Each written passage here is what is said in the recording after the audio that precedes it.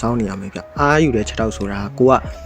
ညာတန်ဆိုရင်ဘယ်ကအားယူတာဗျအဲ့အားယူတဲ့ခြေထောက်ကို45ဒီဂရီစောင်းပြီးတော့ကန်ရမှာပဲဖြစ်တယ်ဗျ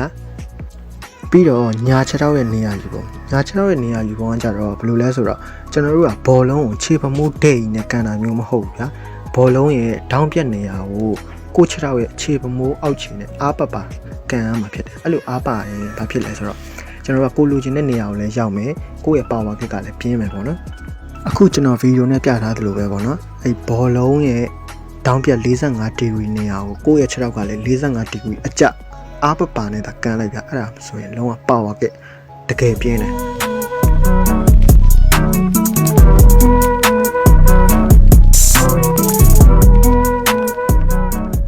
โอเคနောက်တစ်ခုက game situation အခုကိုကဘယ်လိုကန်ရမလဲဆိုတာသိပြီဒါပေမဲ့တကယ်ပွဲဒီမှာကျတော့ဘယ်လိုအခြေအနေမျိုးမှာတောင်းရမလဲဆိုတာသိဖို့လည်းလိုသေးတယ်ဗျာဒီလား power kick တွေကအများအားတော့မလိုဘူးဗျဒါပေမဲ့ဒီလိုအခြေအနေနှစ်ခုဆိုရင်တော့ power kick ကို3 တင်တယ်လို့ထင်တယ်ဗျာကျွန်တော်